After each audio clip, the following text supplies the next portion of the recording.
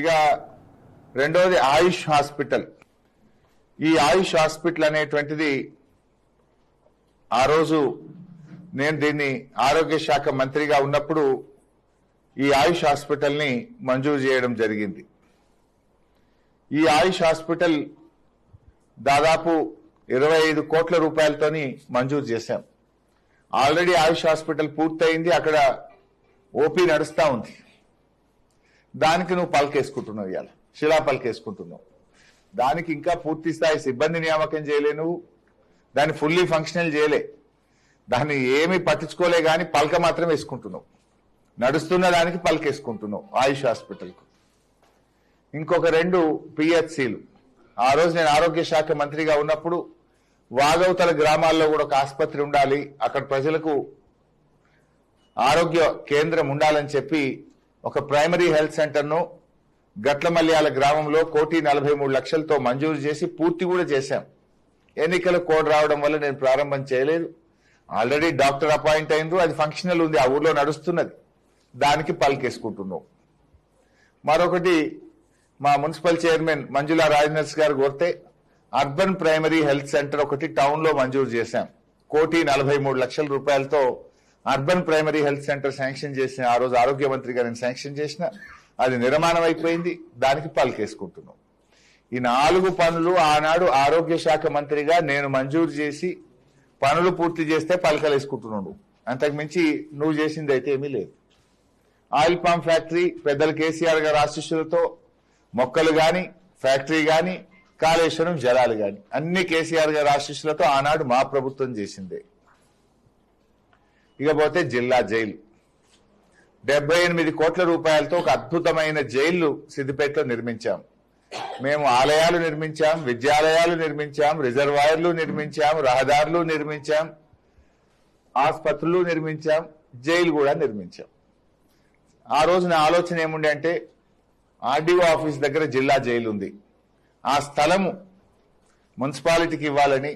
భవిష్యత్తులో మున్సిపాలిటీ పెరుగుతూ ఉంది కనుక మున్సిపల్ ఆఫీస్ సరిపోతలేదు, అక్కడ ఒక మంచి షాపింగ్ కాంప్లెక్స్, మున్సిపల్ ఆఫీస్ కూడా ఎక్స్టెన్షన్ కట్టాలని చెప్పి జిల్లా జైలు కూడా సరిపోక అప్పుడప్పుడు ఖైదీలను కరీంనగర్ కు, చెర్లపల్లికి పంపుతా ఉన్నారు అని నేను కేసీఆర్ గారి దృష్టికి తీసుకుపోయి 78 కోట్లు జైలుకు మంజూరు చేయించాం. అసలు ల్యాండ్ దొరకలేదు. అప్పుడున్న మా ఇన్సాన్పల్లి సర్పంచ్ గారు, ఎంపీటీసీ గారు వాళ్ళందరినీ పిలిచి బతిలాడి అప్పుడున్న ఎంఆర్ఓ, ఆర్డీఓ, కలెక్టర్, మా సుడా చైర్మన్ రవీందర్ రెడ్డి వీళ్ళందరం కూడా కష్టపడి ఆ 30 ఎకరాలు అక్కడ భూమిని సేకరించి మేము జిల్లా జైలుకి ఇచ్చాం. ఆ భూసేకరణకు ఎంతో కష్టపడ్డాం. 30 ఎకరాల భూమి సేకరించి మేము ఆ జిల్లా జైలుకి ఇచ్చి 78 కోట్లు మంజూరు చేయించి కట్టించింది మేము, శిలాపలకేసుకుంటున్నది మీరు. సరే, ఆ జైలు నిర్మాణంలో ఆ రోడ్డు కూడా లేకుండా దానికి రోడ్డు వేయించినాం, భూసేకరణ చేసినాం, నిధులు మంజూరు చేసినాం. ఇప్పుడు 2 ఏళ్ళైంది అది పూర్తయి. 2 ఏళ్ల నుంచి నువ్వు రాక ఇనాగ్రేషన్ కు టైం ఇయ్యాక 2 ఏళ్ల తర్వాత నువ్వు అది కూడా నరమెట్లో కూర్చొని దానికి ఆన్నే పలికేసుకుంటున్నావు. ఆ పలక తెచ్చి ఫిట్ చేసుకుంటావు. సరే చేసుకో, నాకేమీ జలసీ లేదు. నువ్వు ముఖ్యమంత్రి చేసుకుంటే చేసుకో, దానికేం అభ్యంతరం కూడా లేదు. కానీ శ్రమ ఎవరిది, పలకం ఎవరిది అనేది నేను చెప్పే ప్రయత్నం చేస్తున్నా. శ్రమ ఎవరిది, శిలాఫలకం ఎవరిది? ఇలా ఆయిల్ పామ్ ఫ్యాక్టరీ అయినా, జిల్లా జైలు అయినా, ప్రైమరీ హెల్త్ సెంటర్లు అయినా, ఆయుష్ హాస్పిటల్ అయినా, టిఎస్ఎంఐడిసి సెంట్రల్ డ్రగ్ స్టోర్ అయినా ఇవన్నీ మా ప్రభుత్వ హయాంలో మంజూరు చేసి పూర్తయినాయి. అండర్ గ్రౌండ్ డ్రైనేజ్ కూడా మా ప్రభుత్వమే ఇచ్చింది. ఆ రోజు ఆర్థిక శాఖ మంత్రిగా దీని ఎక్స్టెన్షన్ కోసం కూడా నేనే ఆ రోజు ప్రతిపాదనలు తయారు చేసి ఫైనాన్స్ డిపార్ట్మెంట్ నుంచి అమృత్ స్కీమ్ లో ఫేజ్ 2 కింద కేంద్ర ప్రభుత్వానికి ప్రతిపాదనలు పంపాం. అన్ని లెటర్లు ఉన్నాయి. ఆ రోజు పంపిన డిపిఆర్ గాని, నా లెటర్ గాని, నేను మంత్రిగానే ఆ రోజు తయారు చేసి పంపినటువంటి అన్ని డాక్యుమెంట్స్ కూడా నా దగ్గర ఉన్నాయి. అవసరమైనప్పుడు బయట పెడతా. అన్ని పంపించి extension of under ground drainage కూడా మేము మంజూరు చేసిందే.